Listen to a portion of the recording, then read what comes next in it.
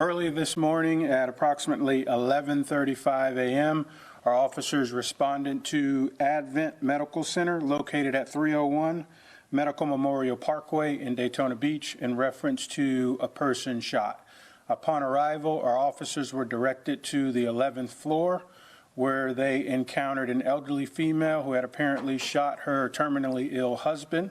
I'm very, very proud of my officers and how they responded to this situation.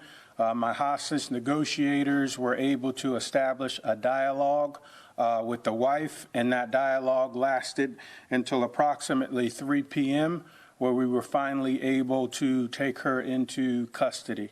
So again, I'm actually proud of all the first responders that responded to this very tragic and unfortunate incident, because this was truly an example of how we should do it, how we should work together as far as overall incident command. So it was truly, it was a very trying day for us, but I'm proud of everybody from the SWAT team, the hostage negotiation team, all the medics, FD, and just the overall communication couldn't have been better.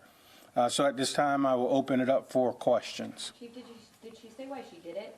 Yes, so apparently because he was terminally ill, they had a conversation about it, and they actually planned this approximately 3 weeks ago, that if he continued to take a turn for the worse, that he wanted her to end this. So obviously we're unsure how she brought that gun into the hospital, but this was planned. Is there anything that detects weapons heading into the hospital at the hospital entry? Not to my knowledge. That would be a better question for hospital staff. I'm pretty sure they'll be releasing a statement at some point in reference to the logistics of security and what they have set up at the hospital. Was she going to do anything to herself, or was she? She thought about it. So initially, I think the plan was a murder-suicide. So she killed him, and then she was going to turn the gun on herself, but decided she couldn't go through with it.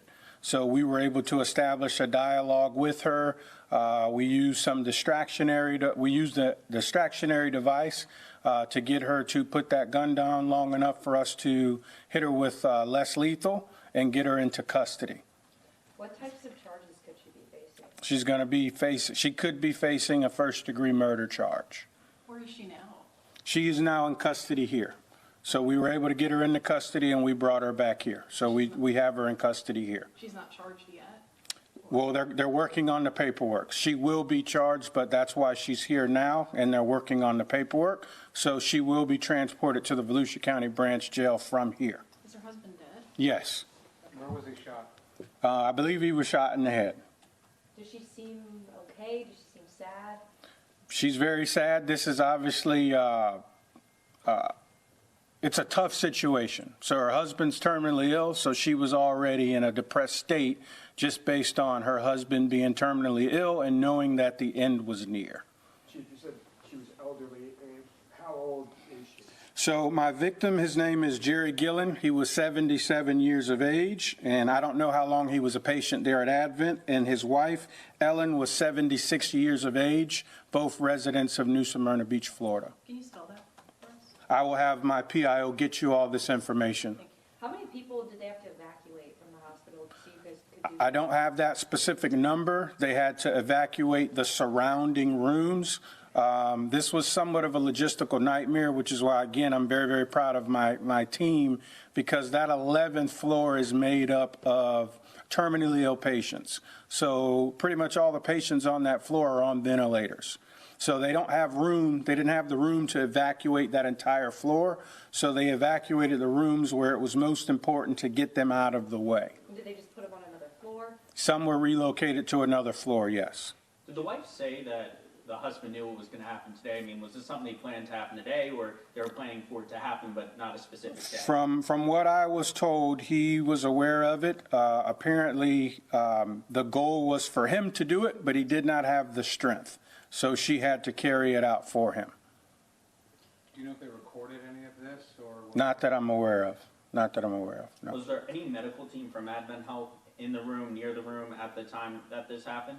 That I don't know. I'm pretty sure, obviously, they're the ones that called us. So at some point, they responded there, realized what had just took place. So they backed out and called us. Chief, is the hospital back to normal operations? They're on their way to being back to normal operations. We leave that up to the medical staff as far as how they want to start receiving patients again. So I think once we clear out, then they're in that process now of restoring order and starting to receive patients again. And she shot him just one time, just once in the. Yes. Have you seen anything like this happen before with a murder-suicide, like somebody dealing with an illness? And any message to people who are maybe struggling with the long-term? Unfortunately, we see this quite often, especially around the holidays, because the holidays are generally depressing times for folks. So yes, we've seen this before. And the only advice I could give would be to, do their best to seek help if they're having thoughts, surround themselves with family. But that's probably the best advice that I can give. It's a tragic circumstance because it just shows that none of us are immune from the trials and tribulations of life. Chief, do we know what happened in the minutes after that shooting? We heard that she was in a broom closet or something like that. Did members of staff from the hospital try to intervene? Was she chased? Did she just run? Do you have any idea how There was no chase. Everything was confined to that room. Everything was confined to the room. Even after the initial shooting, she never tried to get up and leave, so everything was confined to the room. At no time were any of the hospital staff threatened or any other patients. But you said distractionary tactics and less lethal. It's called a flashbang that the SWAT team uses. They use it. It just makes a loud noise. It's like I'm pretty sure you're familiar with that.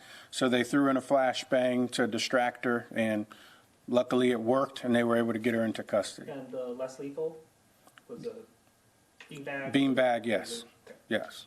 Was she threatening for people that if they were to come in that she would cause more harm? Is that why those tactics were used? Or?